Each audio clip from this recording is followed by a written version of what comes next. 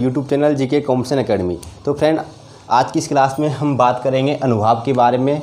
जैसा कि हमने पिछली क्लास में रस की उत्पत्ति, रस का अर्थ, रस की परिभाषा और रस के अवयव व अंगों के बारे में चर्चा की थी। तो रस के अवयव हमने पिछली क्लास में 4 बतलाए थे, जिनमें से हमने पहला जो अवयव था, अंग था, वो स्थायी भाव था, उसके बारे में हमने पढ़ लिया है। और दूसरा जो रस का अवयव या अंग था वो था विभाव, उसके बारे में भी हमने पिछली क्लास में पढ़ लिया है। और आज की इस क्लास में हम बात करेंगे रस की जो तीसरा अंग है, रस का जो तीसरा अवयव है वो है अनुभाव। अब इसके बारे में हम आपको बता दें कि अनुभाव का मतलब होता है दोस्तों, अनुभाव का अर्थ होता है भाव का अनुसरण करने वाला। अनुसरण का तात्पर्य होता है पीछे। क्या होता है? पीछे। यानी कुल मिला के कह सकते हैं जो अनुभाव शब्द बना है वो इसी से बना है कि ये विभाव का क्या करता है? अनुसरण करता है। यानी भावों को क्या करता है? पीछा करता है, या भाव के पीछे उत्पन्न होते हैं, लास्ट में उत्पन्न होते हैं, पीछे उत्पन्न होते हैं। यहाँ पे जो अनु है, अनु का तात्पर्य होता है पीछे चलने वाला, और भाव का मतलब है भाव। यानी हम कुल मिला कह सकते हैं कि अनुभाव का अर्थ होता है भाव का अनुसरण करने वाला या भाव का पीछा करने वाला। अनुसरण का मतलब होता है पीछा। अब बात करते हैं कि अनुभाव होते क्या, तो हम कह सकते हैं कि फ्रेंड्स, अनुभाव उन शारीरिक चेष्टाओं को कहते हैं जिनसे हृदय के किसी भाव का पता चले। ये विभाव के बाद उत्पन्न होते हैं। कब होते हैं ये? विभाव के बाद उत्पन्न होते हैं। इस कारण इन्हें क्या कहते हैं? हम अनुभाव कहते हैं। जैसा कि मैंने आपको बता दिया कि सबसे पहले हमारे मन में स्थायी भाव जागृत होंगे। स्थायी भाव जागृत होने का जो कारण होगा वो विभाव होगा, और विभाव के बाद में जो जागृत होते हैं वो अनुभाव होते हैं। ये बात यहाँ तक आपको समझ में आ गई होगी। मैं बतलाऊंगा कि अनुभाव होते क्या हैं। जैसे हम अनुभाव किन्हें कहते हैं, तो ये भी समझ लें कि क्रोध में होठ का फड़कना, भौहें तनना, अश्रु आना, पसीने आना, सिसकियाँ भरना, रोमांचित होना, रोंगटे खड़े होना और आँखें लाल होना। ऐसी जो प्रक्रियाएं होती हैं, ऐसे जो भाव होते हैं, इन सभी भावों को हम क्या कहते हैं? अनुभाव कहते हैं। एग्जाम में डायरेक्टली ये पूछ लेता है, जो एग्जामिनर क्वेश्चन होता है वो डायरेक्टली ये रख देता है कि क्रोध में होठ फड़कना, क्रोध में होठ फड़कना कौन सा भाव है? तो हम डायरेक्टली बता देंगे कि अनुभाव है। कौन सा भाव है? अनुभाव है। वो अगर आपसे कहे कि रोंगटे खड़े होना कौन सा भाव है, तो आपका डायरेक्ट आंसर होना चाहिए, तुरंत आंसर होना चाहिए कि रोंगटे खड़े होना, या रोमांचित होना, सिसकियाँ भरना, या अश्रु आना, आँखें लाल होना। ये जो सभी हमारे प्रक्रियाएं हैं, सभी भाव हैं, ये कौन से भाव हैं? अनुभाव होते हैं। क्या होते हैं? अनुभाव। अनुभाव के भेद कितने होते हैं? 4 होते हैं। अगला जो नेक्स्ट पॉइंट है वो है हमारा अनुभाव के भेद। कितने? 4 होते हैं। मैं बाद में आपको बताऊंगा, समझाऊंगा कि अनुभाव कैसे जागृत होते हैं, किस स्थिति में या किस परिस्थिति में अनुभावों का जागृत, यानी अनुभाव हमारे मन में या हमारे भावों में आते हैं। अगला जो हमारा पॉइंट है वो है अनुभाव के भेद। अनुभाव के भेद होते हैं हमारे 4। कितने होते हैं? 4। अब चारों भेदों में बात करें हम, सबसे पहले जो हमारा भाव है, भेद है, वो है कायिक या आंगिक, जिसको हम कहते हैं आश्रय की शारीरिक चेष्टाएँ। आश्रय की शारीरिक चेष्टाएं। कायिक या आंगिक का तात्पर्य क्या होता है? आश्रय की शारीरिक चेष्टाओं को हम क्या कहते हैं? कायिक अनुभाव या आंगिक अनुभाव कहते हैं। जो दूसरा हमारा भेद है वाचिक अनुभाव। वाचिक अनुभाव हम किन्हें कहते हैं? जो प्रयत्न पूर्वक वाणी का व्यापार या वाणी से के द्वारा कही गई बातों को हम क्या कहते हैं? वाचिक अनुभाव कहते हैं। आहर्य क्या होता है? कृत्रिम वेशभूषा, जो हम पहन के रहते हैं, हमारे कपड़े हैं, हमारा पहनाव उड़ाव है, उन सभी को हम क्या कहते हैं? आहर्य अनुभाव कहते हैं। और सात्विक अनुभाव हम उन्हें कहते हैं जो बिना बाहरी प्रयत्न के उत्पन्न होती हैं। हमारी जो शारीरिक चेष्टा होती है जो किसी बिना बाहरी दबाव के उत्पन्न होती है, उनको हम क्या कहते हैं? सात्विक अनुभाव कहते हैं। जैसे मैं आपको यहाँ पर समझा देता हूँ कि समझना आपको। मैंने आपको स्टार्टिंग बताया था कि मान चलो हम जंगल में गए। कहाँ पे गए? जंगल में गए। यानी आप जंगल में फंसे हुए हो। कहाँ पे फंसे हुए हो? जंगल में फंसे हुए हो। आपने यहाँ पे क्या सुना? ये जंगल है, और इस जंगल में आपने क्या सुना? एक शेर की आवाज़ सुनी। क्या सुनी? शेर की आवाज़ सुनी। मैंने आपको बताया था कि शेर की आवाज़ किसने सुनी? इसने सुनी। कोई भी हो सकता है, आप हो सकते हो, XYZ किसी भी व्यक्ति को मान सकते हैं कि यह जंगल में है रात के समय, उसने शेर की आवाज़ सुनी, तो इसके मन में एक भय का भाव जागृत हुआ, स्थायी भाव जागृत हुआ। कौन सा? भय का, डर का। अब भय का भाव जागृत किसके कारण हुआ? शेर की आवाज़ के कारण हुआ, शेर की वजह से। तो शेर हमारा क्या बनेगा? यहाँ पे विभाव बनेगा। क्या बनेगा? विभाव बनेगा। अब इसके बाद में क्या होता है? इसके शरीर में, यानी इसके मन में, इसकी डर के मारे पसीने आ गए। सपोज दैट क्या आ गए? पसीने आ गए। या डर के मारे इसके शरीर में कंपकपी लग गई, कंपन होने लग गया, या इसका शरीर कांपने लगा। ये जो भाव आएंगे इसके बाद में, ये सभी भाव हमारे क्या होंगे? अनुभाव होंगे। उसके बाद मैंने बताया था, उसके बाद में व्यभिचारी भाव आते हैं। मैं आपको स्पष्टली आगे चल के एक एग्जाम्पल्स के माध्यम से चारों की चारों जो हमारे रस के अवयव होते हैं, अंग होते हैं, उनको एक एक करके समझाऊंगा कि किस प्रकार एक दूसरे से जुड़े हुए भाव होते हैं। हमारे रस के जो चारों अवयव होते हैं, अंग होते हैं, वो किस प्रकार प्रकट होते हैं। पहले हमको ये समझना है कि कायिक आंगिक अनुभव क्या होता है। कि सपोज दैट हमारी किसी से लड़ाई हो गई, लड़ाई होने के बाद में हमने उसमें घूसा मार दिया, थप्पड़ मार दिए, ये सभी हमारे कौन से अनुभव हुए। किसी को थप्पड़ मारना यानी शारीरिक चेष्टाएं क्या है, काय क्या आश्रय की। आश्रय किसे बोलते हैं, जिसके मन में कोई भाव, जिसके मन में स्थायी भाव जागृत होता है, इसके मन में जो भी भाव हो रहे हैं, इसको हम आश्रय बोलेंगे। इसको रसों में क्या बोला जाता है, आश्रय बोला जाता है। यानी जिसके मन में कोई भी स्थायी भाव जागृत हो रहा हो, विभाव जागृत हो रहा हो, अनुभव जागृत हो रहा हो, उस व्यक्ति को हम क्या कहते हैं, आश्रय कहते हैं। तो आश्रय की शारीरिक चेष्टाएं, यानी किसी ने हमको पीटा या किसी ने हमारे भाई को पीटा, तो गुस्से में हमने उसको जाके पीट दिया, उसके थप्पड़ मार दिए, उसको घूंसे मार दिए, ये तो हमारी क्या होंगी, कायिक अनुभव होंगी, आंगिक अनुभव होंगे। सपोज दैट वाचिक क्या होता है, वाचिक में ये होता है, वाचिक अनुभव में कि गुस्से में हमने आके हमारे मन में कोई भी भाव जागृत हुआ, क्रोध का भाव जागृत हुआ तो हमने उसको क्या दे दी, गाली दे दी। प्रेम का भाव जागृत हुआ तो हमने मुंह से उसको क्या बोल दिया, प्रेम के 2 शब्द बोल दिए, प्यार के 2 शब्द बोल दिए। ये सभी हमारे क्या होंगे, वाचिक अनुभव होंगे। आहर्य क्या होता है, कृत्रिम वेशभूषा, यानी किसी के कपड़ों का पहनाव ओढ़ाव, यानी किसी ने बहुत ही सुंदर कपड़े पहन रखे हैं और उसको देख के हमारे मन में प्रेम का भाव जागृत हो गया, अट्रैक्शन हो गया उसको देखकर। एकदम हमारे मन में ऐसा भाव जाग रहा है कि वास्तव में बहुत ही अच्छी चीज़ है और उसको देख के हमारे मन में बहुत ही प्रसन्नता हो रही है, तो ये आहर्य अनुभव होगा। या फिर किसी ने आपको देखा होगा कि काले रंग का व्यक्ति है, काला शर्ट पहन रखा है, काला चश्मा लगा के घूम रहा है, तो उसको देख के भी हमारे मन में ऑटोमेटिकली भाव आ जाते हैं कि क्या बन के घूम रहा है ये। तो ये क्या होते हैं, हमारे आहर्य अनुभव होते हैं। बात करें हम सात्विक अनुभव की, ये बिना भारी प्रयत्न के उत्पन्न होते हैं। इनको किसी दबाव की ज़रूरत नहीं, ऑटोमेटिकली यानी स्वतः ही अपने आप ही उत्पन्न हो जाते हैं। जैसे डर के मारे क्या होता है, कभी कभी हमारे रोंगटे खड़े हो जाते हैं, आंखें लाल हो जाती हैं, ऑटोमेटिकली हमें करने की ज़रूरत नहीं होती है। हमारे मन में स्वतः ही, जैसे हमें डर लगा तो डर होने के बाद हमारा शरीर कांपने लगेगा, रोंगटे खड़े हो जाएंगे, आंखें लाल हो जाएंगी। गुस्से में अगर किसी भी गुस्सा हो तो आंखें लाल हो जाएंगी। ये क्या होते हैं, हमारे सात्विक अनुभव होते हैं। ये बहुत इंपॉर्टेंट हैं।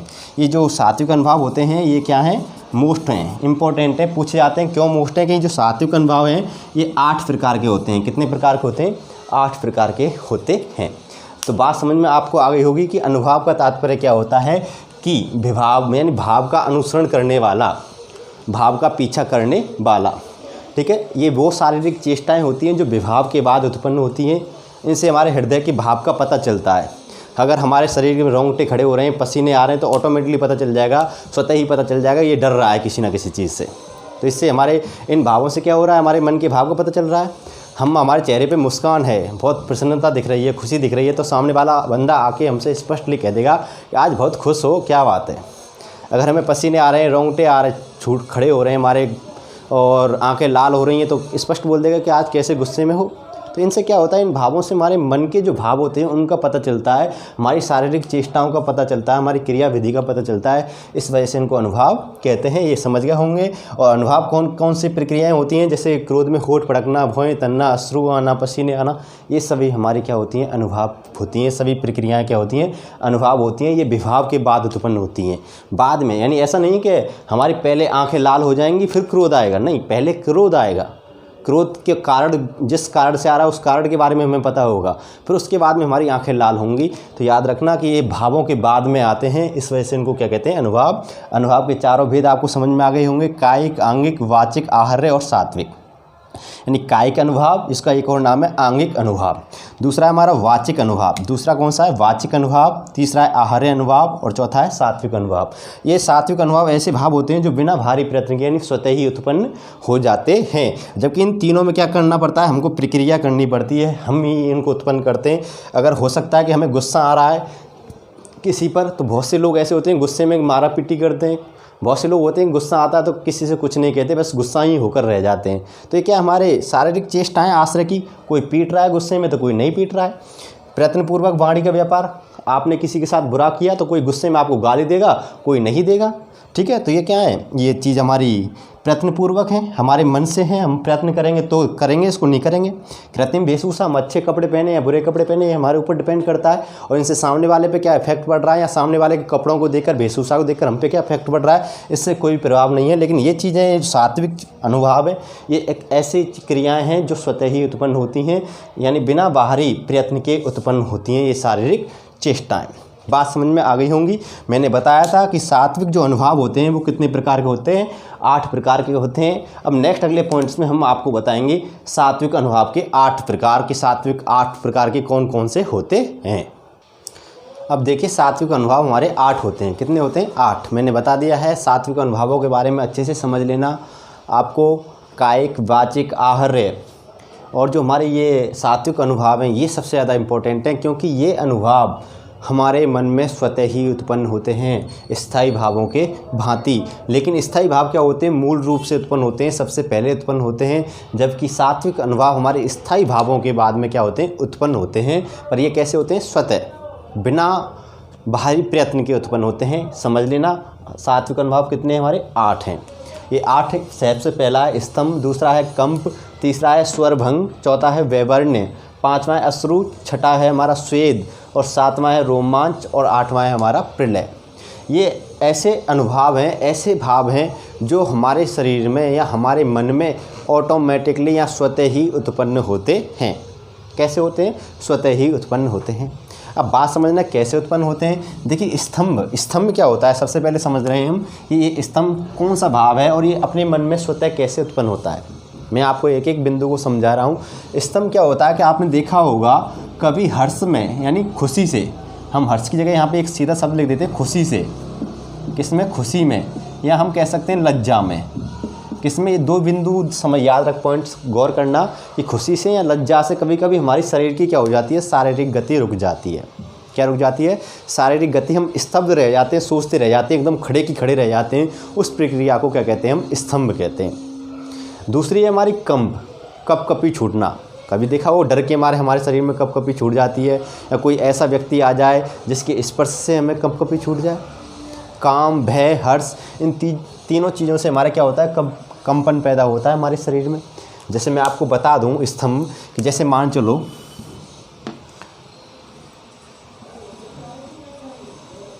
ये कोई लड़की है, इसकी इंगेजमेंट किसी से हो गई, यानी क्या हो गई? सगाई हो गई। स्तंभ को समझना, किसी के साथ में सगाई हो गई, यानी इस बंदे के साथ में इसकी क्या हो गई? सगाई हो गई। सगाई हो गई। अब ये बंदा इसको जब भी जहाँ पे कहीं पे भी दिखेगा या इसके सामने आएगा, एकदम इसको देखकर शर्म के मारे, लज्जा के मारे, किसकी वजह से? लज्जा के मारे एकदम मान के दौड़ के आ रही होंगी ये मैडम, तो भी एकदम स्तब्ध रह जाएंगी, खड़ी की खड़ी रह जाएंगी। अब ये सोच में पड़ जाएंगी कि ये सामने से आ रहे हैं, इनको देखकर इनके सामने से होकर गुजरा जाए या पीछे ही लौट जाया जाए, या कोई गली हो उसमें से निकल जाए। तो ये प्रक्रिया क्या होती है? लज्जा की वजह से, या कभी कभी खुशी की वजह से। यानी हमने कोई पेपर दिया जिसमें हमें उम्मीद नहीं है पास होने की, फेल होने की। जैसे मान चलो सपोज दैट हमने टीचिंग का एग्ज़ाम दिया, सुपर टेट का एग्ज़ाम दिया, देने के बाद में हमें कोई उम्मीद नहीं कि हमारा नंबर आ जाएगा, लेकिन कोई हमें फ़ोन करके ये बता दे कि आपका नंबर आ गया है, तो आप खुशी के मारे स्तब्ध हो जाओगे, एकदम में सोच में पड़ जाओगे कि आपकी शरीर की जो गति है वो रुक जाएगी, सोच में पड़ जाएगी कि हम क्या करें, कि मेरा नंबर कैसे आ गया तो आ गया, कैसे आ गया। या लज्जा की वजह से मैंने बता दिया कि सामने से कोई अपने व्यक्ति हैं जिसको हम प्यार करते हैं। हमेशा एक बात होती है हमारे शरीर में, स्वाभाविक प्रक्रिया होती है, जिसको हम प्यार करते हैं उसको देखकर हमारे रास्ते बदल जाते हैं। उसको सामने से आ रहा हो तो शर्म की वजह से या लज्जा की वजह से, यानी स्तंभ की वजह से क्या होता है? हम नीचे नज़रें कर लेते हैं या उसको देखकर स्तंभ रह जाते हैं कि सामने से आ रहे हैं। ये हमारी क्या प्रक्रिया होती है? स्तंभ होती है। इन लज्जा या हर्ष की वजह से शरीर की गति रुक जाना, एक जगह सोचते रह जाना, ये हमारा क्या होता है? स्तंभ।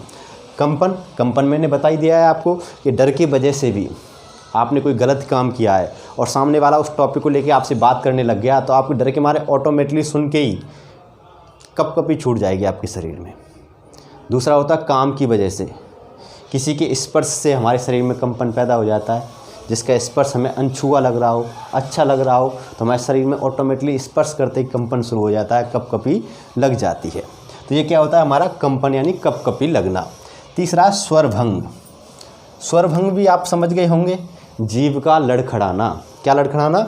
जीभ का लड़खड़ाना, या हम कोई भी बात बोल रहे हैं लड़खड़ा के बोल रहे हैं। तो ये प्रक्रिया कब होती है? ये खुशी में। किस में होती है? खुशी में होती है, हर्ष में होती है, भय में होती है, डर में होती है, मद में होती है। हम किसी के जोश में हैं, मद में, तो भी ये प्रक्रिया हमारे मन में स्वाभाविक उत्पन्न हो जाती है। अब देखिए स्वरभंग की प्रक्रिया कब कब होती है? जैसे मान चलो आप खुशी में आप IAS बन गए। क्या बन गए? IAS बन गए। IAS बनने के बाद में आपसे पूछा जा रहा है कि आप IAS कैसे बने, स्टार्टिंग रिजल्ट आते ही पूछ रहे हैं, तो आप खुशी के मारे आपकी जीभ लड़खड़ाने लग जाएगी। मैंने दिन रात मेहनत की, कभी कुछ बोलना कुछ चाह रहे हैं, बोल कुछ रहा है। ये प्रक्रियाएं कब होती हैं? स्वरभंग की, जब हमारे मन में प्रसन्नता का भाव आ रहा है। कौन सा भाव आ रहा है? प्रसन्नता का भाव जागृत हो रहा है, तो ऑटोमेटिकली स्वरभंग का अनुभव हमारे मन में आ जाता है। या हम कह सकते हैं दूसरे हम तरीके से इसको समझें, तो दूसरे तरीके से मैं आपको बता देता हूँ। दूसरे तरीके से मैं आपको बता देता हूँ स्वरभंग क्या है। तो स्वरभंग में ये चीज़ होती है कि सपोज दैट ये आपकी टेबल है एक, यहाँ पे आपकी मान चलो किसी लड़की के साथ इंगेजमेंट होनी है, और इधर वो लड़की बैठी है और इस जगह पे आप बैठे हो। इस जगह पे कौन बैठे हो? आप। और इस जगह पे कौन बैठी है? XYZ, जो भी जिस लड़की से आपकी शादी होने जा रही है। यहाँ पे कोई लड़का हो सकता है, यहाँ पे आप हो सकते हो, फीमेल्स। तो आपने देखा होगा जब माँ बाप होते हैं हमारी इंगेजमेंट के लिए, जब लड़की दिखाने की या लड़का दिखाने की रस्म होती है, तो एक टाइम ऐसा आता है जिसमें बोल दिया जाता है कि लड़के लड़की को आपस में अकेला छोड़ दे जाए, आपस में बात कर ले। अगर पसंद होगा एक दूसरे को, तो उन दोनों ये ऑन द स्पॉट, एक पहला यहाँ बैठा, दूसरा यहाँ बैठा, ये बीच में टेबल है, यहाँ पे नाश्ते की चाय कॉफ़ी रखी रहती हैं, सामग्रियाँ होती हैं, रखी रहती हैं। तो दोनों की दोनों क्या हैं कि शर्म की वजह से चुप बैठे हैं, स्तंभ। इसको हम क्या बोलेंगे? स्तंभ। खुशी की वजह से कि पसंद है दोनों को। अब वो शर्म की वजह से यहाँ शरीर सारी गति रुक गई है, वो एक दूसरे को बस नीचे नज़र करके बैठे हैं, यूँ थोड़ी सी नज़र उठा के देख लेते हैं, लेकिन बोल कुछ नहीं रहे हैं। तो ये हमारा क्या होगा? स्तंभ। मान चलो सपोज दैट आपने बोलना स्टार्ट किया, और इनके जैसे आपकी आवाज़, आपने कहा हेलो, कुछ बोलो, तो ये एकदम इनकी कपकपी सी लग जाएगी, क्या बोलें क्या नहीं बोलें। अब ये बोलना शुरू करेंगे इधर से, या आप हो इसकी जगह पे आप बोलना शुरू, तो आपकी जीभ लड़खड़ाने लग जाएगी कि क्या बोलें, क्या बोलना कुछ चाहोगे, निकलेगा कुछ और। तो ये क्या होगा? ये खुशी में आपकी स्वरभंग होगा, यहाँ पर कपकपी भी आ जाएगी, आपको स्तंभ भी हो जाएगा। ठीक है, ये प्रक्रियाएँ इस तरीके से उत्पन्न होती हैं हमारे मन में। कब? जब ऐसी प्रक्रियाएं हों। या हम कह सकते हैं आपने कहीं चोरी की है, पुलिस आपके घर पे आ गई, और आप पुलिस को देखते खड़े की खड़े रह गए, स्तंभ। पुलिस को देखकर आपके शरीर कांपने लगा, डर की वजह से कंपन, स्वरभंग। अब पुलिस आपसे पूछ रही कि आपने चोरी की है, तो अब आप बोल कुछ रहे हो, निकल कुछ रहा डर की वजह से, यह क्या हो गया? हमारा स्वरभंग हो गया। उसके बाद में वैवर्ण्य, रंगहीनता। कभी कभी देखा होगा आपने कि आपने किसी से कोई बात कह दी हो किसी के बारे में, और उसको वो पता चल गया, वो आपसे पूछ रहा है कि आपने ऐसा कुछ कहा मेरे बारे, तो आपके शरीर का रंग ऑटोमेटिकली उड़ जाता है, चेहरे का रंग उड़ जाता है। इसको वैवर्ण्य बोलते हैं। ये अपने आप ही उत्पन्न हो जाते हैं। अश्रु, हमारे साथ में कोई भी शोकपूर्ण घटना हो जाती है, कोई भी दुख भरी घटना घटित हो जाती है, तो आंखों में से आंसू अपने आप निकल आते हैं। ऐसा नहीं है कि हमें निकालना पड़ता हो कुरेद के, अपने आप हम आँखों में आंसू आ जाते हैं। अगला स्वेद, पसीना, रंग। तो पसीना आना मैंने बता ही दिया है। डर की वजह से हम मान चलो कोई हमारे सामने शेर आ जाता है, सांप आ जाता है, डर के मारे पसीना हमारे शरीर से अपने आप ही निकल आता है कि अब तो सांप खाएगा और हम ऊपर जाएंगे। फिर अगला है रोमांच। रोमांच भी समझने वाली चीज़ है। रोमांस और रोमांच दोनों अलग चीज़ है। रोमांस प्यार का प्रतीक होता है, जबकि रोमांच खुशी का। रोमांच किसके लिए आता है? खुशी के लिए आता है। बहुत से लोग इसी में कन्फ्यूज हो जाते हैं कि रोमांच और रोमांस क्या होता है। रोमांस एक अलग चीज़ होती है, प्यार करने को हम रोमांस बोलते हैं, जबकि रोमांच प्रक्रिया खुशी में होती है। मान चलो आपने देखा हुआ आप IAS बन गए या आप टीचर बन गए और आपका रिजल्ट आ गया, आप उसमें पास हो गए, आपका नंबर आ गया, तो आप खुशी में नाचोगे गाओगे कि मेरा नंबर आ गया। जगह जगह अपने सगे संबंधी को फ़ोन करके कहोगे कि मेरा नंबर आ गया। ये खुशी होती है। हमारा क्या होता है? इस खुशी को हम क्या कहते हैं? रोमांच कहते हैं। प्रलय, लास्ट में प्रलय क्या होता है? सब कुछ जो नष्ट हो जाए, आदमी शून्य हो जाए, चेतना शून्य हो जाए, उसको हम प्रलय बोलते हैं। आपने देखा होगा कि किसी व्यक्ति की शादी हो गई, सुंदर बीवी है, लेकिन वो सुंदर बीवी किसी और के साथ भाग गई। अब आदमी कह रहा कि ये दुनिया, ये महफिल मेरे काम की नहीं। इसी को हम क्या कहते हैं? प्रलय कहते हैं। चेतना शून्य हो जाना। अब आदमी पौआ पी रहा है, शराब पी रहा है और पी के पड़ा है गलियों में, गा रहा है गाना। क्यों? चेतना शून्य हो गया, उसके अंदर ये क्या हो गया, प्रलय आ गई, उसके शरीर में सब कुछ लुट गया, उसका सब कुछ बर्बाद हो गया, जिसको वो चाहता था वो भाग के चला गया, अब उसको दुनिया से कोई मतलब नहीं है, वो चेतना शून्य हो गया। इस प्रक्रिया को हम क्या कहते हैं, प्रलय कहते हैं। इस प्रकार ये जो हमारे 8 हैं, इन 8 की 8 को हम क्या कहते हैं, सात्विक अनुभाव कहते हैं। ये स्वतः ही हमारे मन में जागृत होते हैं, बिना भारी प्रयत्न के उत्पन्न होते हैं। नोट हम बता दें, अगला एक और पॉइंट समझ लें। नोट बताया हमने कि कुछ विद्वानों ने 9वां अनुभव, यानी 8 अनुभव तो ये है ही हमारे मूल रूप से। अगर एग्जामिनर में क्वेश्चन ये पूछा जाए, कई बार पेपर में बहुत ज़्यादा पूछा जाता है कि सात्विक अनुभावों की संख्या कितनी है, तो आपको बता देना मोस्ट इंपॉर्टेंट है 8 है। कितनी है?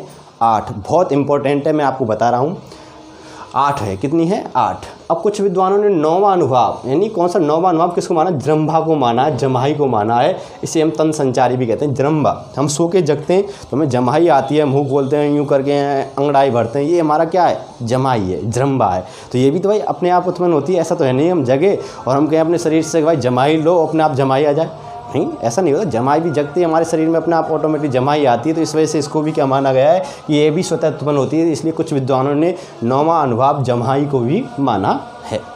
इस प्रकार हमारे अनुभव क्या होते हैं? समाप्त होते हैं। अब इसके बाद में हम बात करेंगे नेक्स्ट अगले अनुभव हमारे व्यभिचारी भाव के बाद में। हमारा जो रस का अगला अवयव है, अगला अंग है, वो है हमारा व्यभिचारी भाव, जिसको हम संचारी भाव भी कहते हैं। ठीक है फ्रेंड्स, देखिए इसको मैं इरेज कर देता हूँ, आप इसका स्क्रीनशॉट ले लें एक बार। अगला जो हमारा चौथा अवयव है, अंग है रस का, वो है संचारी या व्यभिचारी भाव। अनुभव आपको अच्छे से समझ में आ गए होंगे, फिर भी अगर आपको कहीं पे डाउट लग रहा हो तो आप कमेंट में हमें बता देंगे और हम उसका सॉल्यूशन आपको भेजेंगे। देखिए दोस्तों, चौथा जो हमारा रस का अवयव है, अंग है, वो है संचारी भाव या व्यभिचारी भाव। व्यभिचार का मतलब होता है इधर से उधर घूमना, यानी कम्युनिकेशन। तो कम्युनिकेशन शब्द से ही संचार शब्द बना। संचार का मतलब भी क्या होता है? आदान प्रदान करना, इधर से उधर जाना या इधर से उधर भटकना। संचार का मतलब क्या होता है? इधर की चीज़ उधर भेजना या उधर की चीज़ इधर आना। ये हमारे क्या है? संचारी भाव है। इसी वजह से व्यभिचारी का भी तात्पर्य क्या होता है? व्यभिचार करना, यानी इधर से उधर भटकना या घूमना।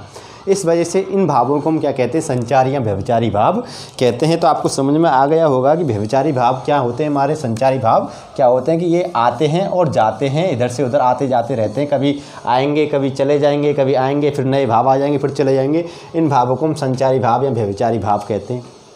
ठीक है, ये क्या है? इसकी परिभाषा देखें कि जो भाव स्थायी भावों को, किसको? स्थायी भावों को मजबूती प्रदान करने के लिए आते हैं। किसके लिए? स्थायी भावों को मजबूती देते हैं, उनको मजबूत करते हैं, स्ट्रॉन्ग बनाते हैं स्थायी भावों को। उनको हम क्या कहते हैं? संचारी भाव या व्यभिचारी भाव कहते हैं। व्यभिचार का मतलब समझ गए होंगे, इधर से उधर भटकने वाला। संचार का मतलब भी क्या होता है? इधर से उधर जाने वाला। ये मनोविकार क्या होते हैं? पानी की बुलबुले की भांति उठते हैं और मिटते हैं। ये बात भी समझना, पानी का बुलबुला देखा होगा आपने कि पानी का बुलबुला, बारिश होती है जब पानी में बूंद गिरती है तो बुलबुला उठता है और तुरंत फूट जाता है, फिर अगला बुलबुला उठता है। उसी प्रकार ये जो हमारे मन के भाव होते हैं, ये आएंगे और पल भर में गायब भी हो जाएंगे, फिर दूसरे भाव आ जाएंगे। इसलिए इन भावों को संचारी या व्यभिचारी भाव कहते हैं। इनकी संख्या कितनी मानी गई है? 33 मानी गई है। कितनी मानी गई है? 33 संख्या मानी गई है। एग्जाम में खूब पूछा जाता है कि संचारी भावों की या व्यभिचारी भावों की संख्या कितनी है? 33। आपसे अगर पूछे कि अनुभाव के कितने भेद? 4। सात्विक अनुभाव कितने होते हैं? 8। कितने होते हैं? 8। स्थायी भावों की संख्या कितनी है? 9। वर्तमान में कितनी है? 11। भरतमुनि के अनुसार स्थायी भावों की संख्या कितनी है? 8। पिछली वीडियो अवश्य पढ़ना, अगर नहीं पढ़ी हो तो इस वीडियो को पढ़ने से पहले आप जब पहली क्लास पढ़ लेंगे, इससे पिछली क्लास है, जो पहली क्लास है ये दूसरे नंबर की क्लास है रस की, तो पहली क्लास में हमने इनके बारे में बताया है। आप 3 वीडियो बनेंगी, तीसरी वीडियो और बनाऊंगा। मैंने आपको बताया था कि 3 घंटे में मैं एक क्लास रस का जो टॉपिक है एक बिंदु वाइज समझा के आपको अच्छे से कंप्लीट करवा दूंगा। इसके बाद मैं एक क्लास और लूँगा जिसमें हम रस के परिचय के बारे में पढ़ेंगे, श्रृंगार रस और आपका जो हास्य रस है उनके एग्जाम्पल्स लेंगे, उनकी परिभाषा लेंगे, उनके बारे में भी बतलाएंगे। अभी हम फिलहाल किसकी बात कर रहे हैं? रस के अवयवों की बात कर रहे हैं, रस के अंगों की बात कर रहे हैं। और जो हमारा रस के 4 अंग हैं, 4 अवयव हैं, उनमें चौथा अंग या अवयव हमारा संचारी या व्यभिचारी भाव चल रहा है। तो संचारी भाव व्यभिचारी भाव कैसे होते हैं कि पल में आते हैं, पल में चले जाते हैं, और ये क्या करते हैं, हमारे जो स्थायी भाव होते हैं, स्थायी भाव कितने 11, उन स्थायी भावों को क्या करते हैं, मजबूती यानी स्ट्रॉन्ग बनाते हैं, उनको मजबूत बनाते हैं, मजबूती प्रदान करते हैं। पर इनकी एक और विशेषता है कि पानी की बुलबुले के भांति उठते हैं और मिटते हैं। इनकी संख्या कितनी, 33। ये पॉइंट याद रखना, संख्या कितनी है, एग्जाम में कई बार पूछी गई है, पुलिस की एग्जाम हो चाहे शिक्षक भर्ती एग्जाम हो, कई बार पूछा गया है संचारी भावों की संख्या कितनी है, 33। इनके बारे में बताएंगे 33 कौन कौन से हैं, उनके बारे में हम आगे की पॉइंट में बात करेंगे। पहले हम ये संख्या जान लें कि संचारी व्यभिचारी भाव होते हैं 33, सात्विक अनुभाव होते हैं 8, स्थायी भाव कितने होते हैं 9, वर्तमान में कितने हैं 11, और स्थायी भावों की संख्या भरत मुनि के अनुसार कितनी है 8, याद रखना है। तो वर्तमान में रसों की संख्या 11, मूलतः कितनी थी 9, और भरत मुनि के अनुसार रस कितने थे 8 थे। ये भी बात याद रखना, पिछली क्लास में अवश्य देखना अगर नहीं देखा हो तो। अब बात करते हैं कि आते कैसे हैं। अब आपकी समझ में नहीं आ रहा होगा तो मैं आपको एक बिंदु के माध्यम से समझाता हूँ। समझना कि आप, ये हमारा मॉल है, क्या है मॉल, मॉल तो जानते होंगे, आधुनिक समय है, मॉल के बारे में सभी जानते हैं, ठीक है। इस मॉल में आप हो, इस जगह पे आपको यहीं पे एक लड़की दिखाई दी। आजकल की हमारा जो किशोरावस्था होती है, हम जिस उम्र में, जिस उम्र के फेर में, जिस उम्र के दौर में हम तैयारी कर रहे होते हैं, तो ऐसी प्रक्रियाएं स्वाभाविक रूप से सभी के साथ में हो जाती हैं। 99% लोगों के साथ में ऐसी प्रक्रियाएं होती हैं कि आप मॉल में हैं, मॉल में आपने एक लड़की देखी, आप लड़के हो, इधर लड़की देखी आपने, इसको देख के, यानी ये मॉल में, मैं यहाँ पे लिख देता हूँ कि ये आप हो और ये एक लड़की है, इसको आपने कहाँ पे देखा, मॉल में देखा। अब यहाँ पे देखने के बाद में आपने इसको जैसे ही देखा तो आपके मन में एक स्थायी भाव जागृत होगा, स्थायी भाव जागृत होगा। और वो स्थायी भाव कौन सा होगा जागृत, प्रेम का। कौन सा, प्रेम का, ठीक है। प्यार हो गया, नहीं आप पहली नज़र वाला प्यार हो गया, इसको देखते ही प्रेम जागृत हो गया आपको, इसको देखते ही। अब वो प्रेम जागृत हुआ किसको देखकर, कि इसको देखकर हुआ, इसको, ये गर्ल और ये कौन है, बॉय। इस लड़की को देखकर इस लड़के को क्या हो गया, एक स्थायी भाव जागृत हुआ जिसका नाम प्रेम, पहला ही भाव है जिसका क्या होता है, रति या प्रेम स्थायी भाव होता है। तो प्रेम का या प्यार का भाव जागा, किसको देखकर, इस लड़की को देखकर जागा। तो मैंने बताया था कि जिस भी चीज़ को देखकर आपका मन यानी आपका स्थायी भाव जागृत हो रहा हो, तो वो चीज़ क्या होगी, विभाव होगी। क्या होगी, विभाव। तो ये लड़की क्या हुई यहाँ पे, विभाव हुई। क्या हुई, ये लड़की यहाँ पे विभाव हुई। अब बात करते हैं अनुभाव। अब जब आपने इस लड़की को देखा तो लड़की विभाव हुई और आपके मन में स्थायी भाव जागृत हुआ। पहले प्रेम का हुआ, किसको देखकर हुआ, इस लड़की को देखकर आपके मन में प्रेम का भाव जागृत हो गया। अब अनुभाव आपके मन में कैसे आएंगे, आपका मन करेगा कि जी करता है गले से लगा लूँ, सुना होगा आपने, आलिंगन करने का, ये अनुभाव होता है। शारीरिक चेष्टा है, कायिक चेष्टा है। कौन सी चेष्टा है, कायिक चेष्टा, यानी गले लगाने का मन करेगा आपको, जुल्फों में उंगली डालने का मन करेगा। ये सभी प्रक्रियाएं हमारी क्या कहलाएंगी, आलिंगन करना यानी गले लगाने का मन करना, प्यार से दो बातें करना, ये सभी हमारे क्या होते हैं, अनुभाव होते हैं। तो ये मन में आपके ये जागृत हो गए अनुभाव। अब व्यभिचारी भाव क्या होंगे, कि व्यभिचारी भाव फिर इसके बाद में जागृत होंगे व्यभिचारी भाव। व्यभिचारी भाव क्या होते हैं कि यार मैं तो काला सा हूँ, मैं तो इतना खूबसूरत नहीं हूँ, ये लड़की तो बहुत खूबसूरत है, मेरे को कहाँ पसंद करेगी, और मैं इसके पास इसको प्रपोज करने गया तो ये मेरे को थप्पड़ मारेगी। तो अरे नहीं, मुझे इसको प्रपोज नहीं करना है, मुझे तो अपने काम से काम। या फिर आप तैयारी करो तो अरे लड़कियों के चक्कर में नहीं पड़ना, या प्यार के चक्कर में नहीं पड़ना, शादी के चक्कर में नहीं पड़ना, मुझे अभी तैयारी करनी है। अभी भाव आ रहे हैं जा रहे हैं, ये सभी भाव हमारे क्या कहलाएंगे, व्यभिचारी भाव कहलाएंगे, संचारी भाव कहलाएंगे। बात समझ गए होंगे आपको। मैंने यहाँ पे आपको चारों बिंदु एक एक करके समझा दिए। इस एग्जाम्पल से नहीं समझ में आ रहा तो मैं आपको दूसरा एग्जाम्पल से समझाता हूँ, एक और तरीके से समझ लें आप इसको। कि मैंने आपको एक शेर वाला उदाहरण दिया था, आपने सुना होगा कि शेर वाला उदाहरण में मैंने आपको बताया था कि आप हो, या आपकी जगह कोई भी XYZ है, हो सकता है। ये जंगल है, क्या है, ये जंगल है। इस जंगल में आपने शेर की आवाज़ सुनी, क्या सुनी, शेर की आवाज़ सुनी। आप जंगल में हो, कहाँ पे हो, आप जंगल में हो, और इस जंगल में आपने क्या सुनी, शेर की आवाज़ सुनी। तो यहाँ पे आश्रय, आप कौन हो गए, आश्रय हो गए। यानी जिसके मन में भाव जागृत होता है उसको हम क्या कहते हैं, आश्रय कहते हैं। और जिसके विषय में जागृत होता है उसको हम क्या कहते हैं, विषय। शेर क्या हो गया, विषय हो गया। पहले तो यही जान लें आश्रय और विषय क्या होता है, ये दो चीज़ बहुत ज़रूरी होती हैं। अब इस आश्रय के मन में एक भाव जागृत होगा शेर की आवाज़ सुन के, कौन सा, भय का, स्थायी भाव। क्या है ये, स्थायी भाव, स्थायी भाव कौन सा जागृत हुआ? इसके मन में भय का यानी डर का। अब वो किसको देखकर हुआ? शेर को देखकर हुआ। तो शेर का देखो, शेर क्या होगा? हमारा विभाव, यानी जिसके कारण स्थायी भाव जागृत होते हैं वह क्या हो रहा था? विभाव। तो इसके मन में जो स्थायी भाव भय जागृत हुआ किसके कारण? शेर के कारण हुआ, विभाव। अब इसके मन में एक और भाव आया, ये डर के मारे शेर की आवाज़ सुन के इसको पसीने आ गए। क्या आ गए? पसीने आ गए, कंपन हो गया, इसका शरीर कांपने लगा, डर के मारे कंपन करने लगा। अब ये सभी क्या होंगे? हमारे अनुभव होंगे। क्या होंगे? अनुभव होंगे। अब इसके बाद में अब ये कंपन आ रहा, पसीने छूट रहे हैं। अब ये क्या सोच रहा है कि शेर मुझे मार डालेगा। क्या करेगा? मार डालेगा, मुझे खा जाएगा, मेरी आंखें निकाल लेगा, मैं बचूंगा नहीं, मैं मर जाऊंगा। मेरे घर पे मेरी मम्मी बैठी है, मेरी मम्मी रोएगी, मेरा भाई रोएगा, फिर कोई दुश्मन होगा उसको भी याद आएगी कि वो तो बहुत खुश होगा, मैं मर जाऊंगा। तो ये सभी भाव आ रहे हैं और जा रहे हैं। इन सभी भावों को हम क्या कहेंगे? व्यभिचारी भाव कहेंगे। क्या कहेंगे? व्यभिचारी भाव कहेंगे। तो बात अच्छे से समझ में आ गई होगी कि संचारी व्यभिचारी भाव क्या होते हैं, अनुभव कब आते हैं, हमारे विभाव कब होते हैं और स्थायी भाव कब जागृत होते हैं, अच्छे से समझ लेना। अब बात करते हैं हम 33 इन संचारी व्यभिचारी भाव कौन से होते हैं। 33 इनके बारे में हम आपको बताते हैं। आप इसका स्क्रीनशॉट ले लें, फिर मैं बात करता हूँ 33 संचारी व्यभिचारी भावों के बारे में। देखिए फ्रेंड्स, ये हैं अपने 33 व्यभिचारी भाव, संचारी भाव। संचारी भाव मैंने बता ही दिया आपको। संचारी भाव क्या होते हैं? ये भ्रमण करते रहते हैं, यानी हमारे मन में ऐसे भाव हैं जो आते जाते रहते हैं, पानी के बुलबुले की भांति आते हैं और चले जाते हैं। मैंने एग्जाम्पल्स के माध्यम से आपको बता भी दिया है कि वो कब आते हैं, कैसे आते हैं और कैसे चले जाते हैं। फॉर एग्जाम्पल, जैसे हमारे किसी दोस्त से लड़ाई हो गई, लड़ाई होने के बाद में हमारे मन में क्रोध का भाव जागा, हमने गुस्से में उसको पीट दिया, घूंसे मार दिए, उसने भी हमें मार दिए। फिर ये क्या हो गया? हमारा क्रोध का स्थायी भाव हो गया। घूंसे मारना, गाली गलौज करना, ये क्या हो गए? हमारे अनुभव हो गए। और हमने दोस्त को जिस कारण से मारा, किसी वजह से लड़ाई हुई, वह कारण हमारा क्या होगा? विभाव होगा।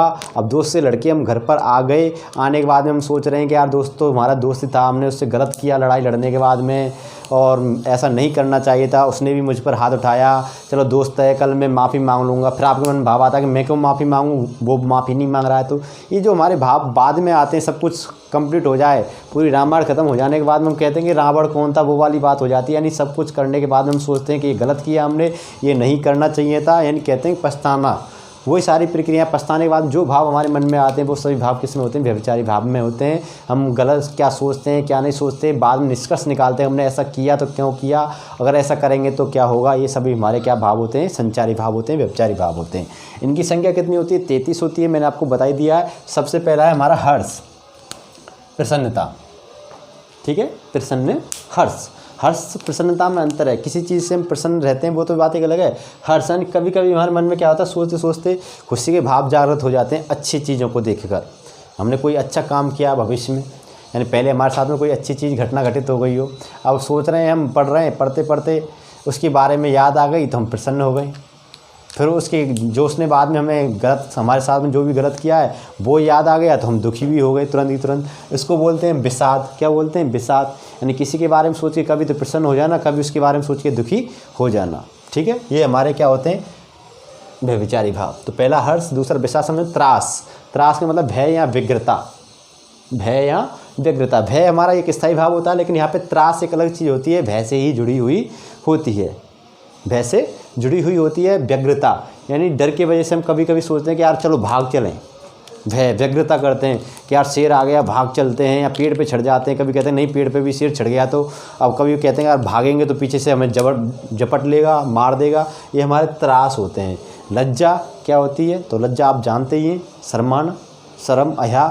ये क्या होती है? जिसको देखते हैं तभी तो आती है, बोलने की इधर से उधर उसकी नज़रें हुई और कहानी खत्म। देखा होगा लेडीज़ों को आपने कि बफर का जब सिस्टम होता है तो हाल घूंघट उगार के और प्लेट लेके पहुंच जाते, लेकिन जब जेठ ससुर सामने आते हैं तुरंत घूंघट डाल के प्लेट पीछे कर लेते हैं, कहानी खत्म। ये क्या हुई? लज्जा, गिलानी। अब गिलानी क्या होता है? मन के भाव। किसी के ने आपको गाली दे दी, आप उसको कुछ नहीं बिगाड़ पा रहे तो आप उसके प्रति कहेंगे भगवान तेरा बुरा करेगा, तो मिट्टी में मिल जाएगा। गिलानी के भाव होते हैं, उसने बहुत गलत किया मेरे साथ में, ये हमारे गिलानी के भाव। चिंता। चिंता तो जानते हैं, चिंता हम करते ही रहते हैं। बहुत सारी चिंताएं होती हैं आज के समय मानव जीवन में, तो हमें चिंताओं से भरे हुए होते हैं। एक चिंता खत्म होती है तो दूसरी तैयार हो जाती है। ठीक है। शंका, शक। शंका तो आप जानते ही हैं, शंका का कोई भी जवाब नहीं। एक बार आपको किसी पे शक हो गया तो उस शक की कोई दवाई नहीं है, फिर तो सोचते रहो, फिर तो हर चीज़ में आपको शक दिखेगा, उसके खाने में भी शक दिखेगा, नहाने में भी शक दिखेगा, घूमने जाने में भी शक दिखेगा, हंसने पे भी शक होगा। तो ये भी क्या है, शक के भाव होते हैं। मोह, किसी के प्रति आकृष्ट होना, किसी से क्या होना, लगाव होना। अब मान चलो हम मार्केट में गए, हमको पहले किसी चीज़ पे नज़र पड़ी, खिलौने पे, उस खिलौने को देखकर एक बच्चे के मन में मोह हो गया कि ये बहुत अच्छा, लेकिन उससे जस्ट तुरंत उस नज़र दूसरे खिलौने पर पड़ी, उसने उस खिलौने को पटक दिया और वो दूसरा उठा लिया कि मुझे तो ये अच्छा लग रहा है। फिर तीसरे खिलौने में नज़र पड़ी, वो पटक दिया, फिर तीसरा उठा लिया। इसी को तो हम मोह बोलते हैं कि एक को पसंद करना, फिर उसको रिजेक्ट करके फिर दूसरी चीज़ उससे अच्छी मिल जाए तो उसको पसंद करना। ये मोह होती है, यानी आती जाती रहती है। गर्व जानते हैं, किसी चीज़ पे गर्व करते हैं, गर्व नहीं भी करते हैं तुरंत गर्व भी ख़त्म भी हो जाता है। उत्सुकता, किसी बात को सुनने के लिए उत्सुक होना। अब बात अच्छी नहीं हो तो कहते हैं तब बात मत सुना है, ख़त्म कहानी। उग्रता यानी बहुत तेज़ होना। चपलता जानते ही हो चपलता क्या होता है, इधर से उधर बातों करना या इधर से उधर बहुत तेज़ मांगना, हंसी मजाक करना, बात बात में किसी को चोंटी मार देना, किसी में थप्पड़ मार देना, भगते भगते जा रहे हैं, किसी को खींच के, किसी का बैग खींच लिया, किसी के बाहर खींच लिए, चपलताएँ होती हैं हमारी। दीनता जानते हो कि गरीब ना होते हुए भी गरीब की तरह रहना, यार हम तो बहुत गरीब हैं या हम तो बहुत अमीर हैं, दिखावा करना। दीनता, मन में ऐसे भाव रखना कि हमारे पास तो कुछ नहीं है, भगवान ने उनको तो सब कुछ दे दिया, हमको तो कुछ नहीं दिया, इनको दीनता कहते हैं। जड़ता मूर्खता को कहते हैं कि पागल भरी बातें करना, बेवकूफ़ भरी बातें करना को जड़ता कहते हैं। आवेग कहते हैं, जोश को कहते हैं ना, कभी नेक बात हो जाती है, गुस्से में हम आवेग में आ जाते हैं, तूने ऐसे बोला तो बोला कैसे, अब तू कुटेगा पिटेगा, एक बोलते हैं, ये सब आवेग। निर्वेद का मतलब होता है सब कुछ लुट जाने के बाद में सोचना कि दुनिया किसी के काम की नहीं है, अपने मतलब से मतलब रखना, ये निर्वेद होता है। मति बुद्धि को कहते हैं। हम कभी तो किसी बात को लेकर हम सोचते रहते हैं, कोई कार्य करते तो हमारी बुद्धि 10 तरीके की बात बताती है कि इसको ऐसे कर लो, इसको ऐसे कर लो, इसको ऐसे कर लो, ठीक है। विबोध को बोलते हैं चैतन्य लाभ को। चैतन्य लाभ क्या होता है हमारा, कि विबोध मतलब चैतन्य लाभ, ऐसा लाभ जिसके बारे में हमारी चेतना जागृत करे कि इसको करेंगे तो ये सही होगा, लेकिन हमारा मन कह रहा है कि अगर ऐसे गलत हो गया तो ये विबोध होता है। तर्क वितर्क तो जानते हैं, किसी ने आपसे प्रश्न पूछा ना, कोई जवाब दिया, आप उसका वितर्क करने लग गए। श्रम जानते हो, मेहनत करना। आलस्य जानते हो कि मन नहीं करना, रजाई में पड़े रहना, सर्दी के मौसम में निद्रा, नींद कभी आती जाती है। स्वप्न भी जानते हैं, सपना आना, आँख खुल जाए तो सपना गायब, फिर सो जाएंगे फिर सपना आ जाएगा। स्मृति, याददाश्त बोलते हैं, कभी हम किसी चीज़ को भूल जाते हैं, फिर याद करते दोबारा याद हो जाती है। मद जानते ही होंगे आप, मद बोलते हैं किसी को पैसे का घमंड होना या किसी की मद में रहना, मैं तो बहुत पैसे वाला हूँ, मैं ये कर दूंगा वो कर दूंगा। उन्माद, जो शराबी व्यक्ति होता है, जो शराब पी के कहता है ना कि तू मेरा भाई है, मैं दुनिया को ये कर दूंगा वो कर दूंगा। ऐसे डायलॉग सुने होंगे आपने कभी किसी शराबी के मुंह से कि मैं इसको ये कर दूंगा, उसको ये कर दूंगा, कलेक्टर को वो कर दूंगा, बहुत सारी बातें करते हैं शराबी। वो उन्माद होता है, उनका क्या होता है, उन्माद होता है। जैसे हाथी को शराब पिला देते हैं ना, वो उन्मत्त हो जाता है, इधर से उधर भागता रहता है सूंड हिला के। उसी प्रकार आदमी भी शराब पी के उन्माद करने लग जाता है, उन्मत्त हो जाता है। अपस्मार बोलते हैं मूर्छा को, यानी बेहोशी को अपस्मार बोलते हैं। ये इंपॉर्टेंट है, एग्जाम में पूछा जाता है कई बार हिंदी में कि अपस्मार क्या होता है। अपस्मार मूर्छा को बोलते हैं, ठीक है, इंपॉर्टेंट है। व्याधि रोग को बोलते हैं, मरण मरने को बोलते हैं। असूया, ये 4 बहुत ही इंपॉर्टेंट पॉइंट है, मैंने अलग से लिखे हैं इस वजह से ये एग्जाम में बहुत पूछे जाते हैं कि असूया क्या होती है, घृति क्या होती है, अभिहत्ता क्या होती है, ठीक है। बात क्लियर हो गई यहाँ तक पॉइंट। असूया बोलते हैं कि दूसरों के उत्कर्ष के प्रति असहिष्णुता, यानी कोई सामने वाला बढ़ रहा है, आप नहीं बढ़ रहे हो, उसको बढ़ते हुए देखकर, उसको प्रोग्रेस करते हुए देखकर आपके मन में जो जलन होती है उसको हम क्या बोलते हैं, असूया बोलते हैं।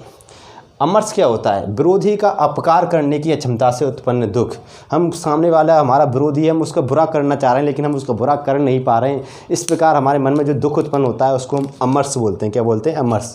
मान चलो आपसे तगड़ा है, उसने आपकी ठुकाई कर दी लेकिन आप उसको ठोक नहीं पा रहे हो, आपको पीट नहीं पा रहे हो, और उससे आप बहुत दुखी हो कि इसको मैं कैसे पीटूँ, इसने मेरे को पीटा, लेकिन वो आपसे तगड़ा है तो आपके मन में बहुत दुख उत्पन्न हो रहा है कि काश मैं भी तगड़ा होता, मैं भी बड़ा होता तो इसके मुंह को तोड़ देता। ये अमर्ष होता है, यानी विरोधी का हम बुरा नहीं कर पा रहे हैं तो उससे हमारे मन में जो दुख उत्पन्न हो रहा है वो अमर्ष कहलाता है। घृति क्या होती है, इच्छाओं की पूर्ति या चित्त की चंचलता का अभाव। देखा होगा आपने, बहुत से हम मान चलो तैयारी करते करते थक गए लेकिन हमारा नंबर नहीं आया, फिर हमने पढ़ाई को छोड़ दिया, किताबों को बोरी में भर के बंद रख दिया, कर दिया कि अब हमें कोई पढ़ाई नहीं करनी है, पढ़ के थक गए। ये क्या है, इच्छाओं की पूर्ति, अब हमारी इच्छा नहीं करती पढ़ने की, इसी को हम घृति बोलते हैं।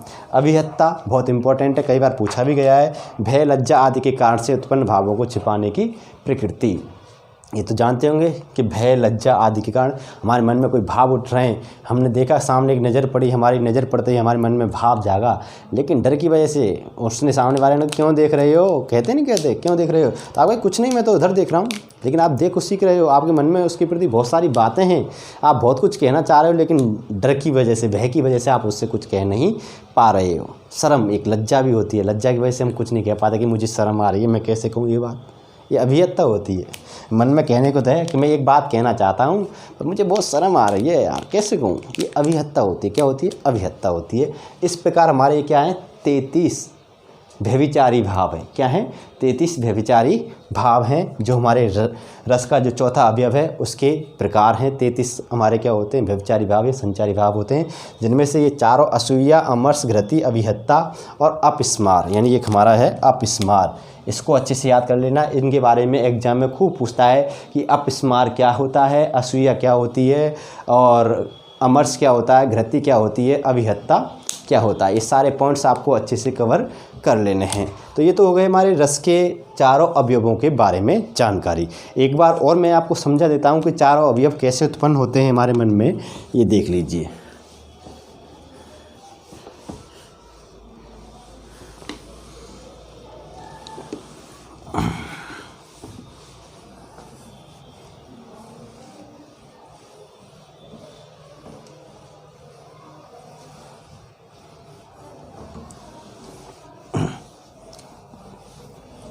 देखिए, आप सभी ने कवि सम्मेलन तो सुने होंगे।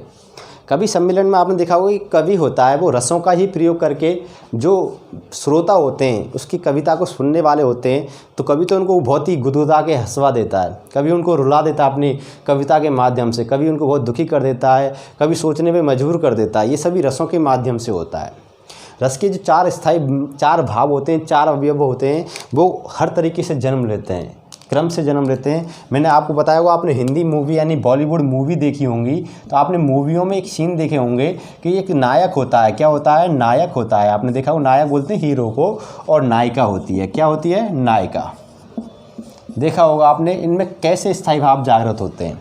सपोज दैट नायक, हमेशा ज़्यादातर बॉलीवुड मूवीज़ में एक चीज़ होती है कि नायक नायिका की किसी ना किसी रूप में मदद कर देता है, तो नायिका उससे इम्प्रेस हो जाती है, इम्प्रेस होने के बाद में उससे प्यार करने लगती है।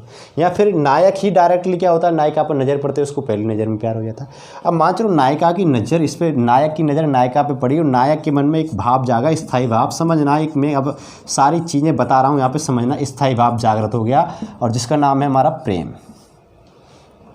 प्रेम, ठीक है। अब मैं कई सारे भाव समझाऊंगा, समझना। अब इसकी जो नायक है इसको हम आश्रय बोलते हैं, यानी जिसके मन में स्थायी भाव जागृत होता है उसको हम क्या बोलते हैं? आश्रय। और जिसके प्रति होता है उसको क्या बोलते हैं? विषय।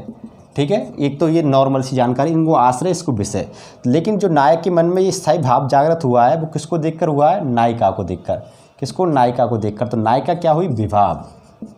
ठीक है, विभाव भी दो प्रकार के होते हैं, मैंने बताया, आलम्बन विभाव और उद्दीपन। नायिका को देखकर इसके मन में विभाव जागा तो कौन सा हुआ? नायिका हो गई आलम्बन।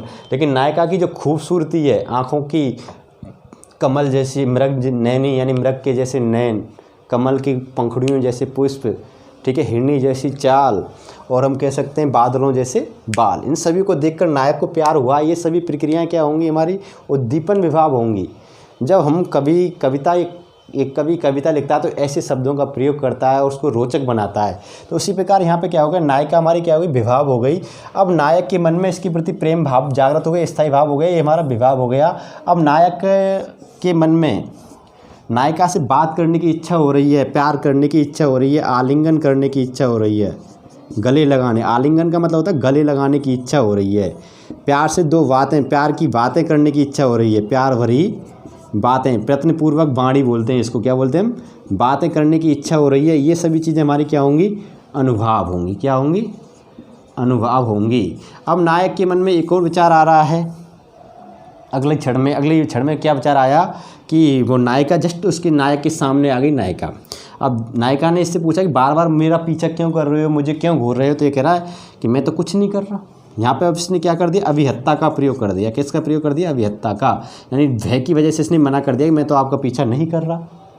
अब ये मन में ये सोच रहा है इधर से हर्ष के साथ कि बहुत ही अच्छे से मेरा शादी हो जाए, मैं अपना घर बसाऊं, हर्ष हो रहा है। फिर ये कह रहा है कि यार कहीं इसने मेरे को 2 थप्पड़ जड़ दिए तो उसके मन में फिर दुख का भाव, विषाद का भी हो गया कि फिर तो मैं बहुत दुखी हो जाऊंगा।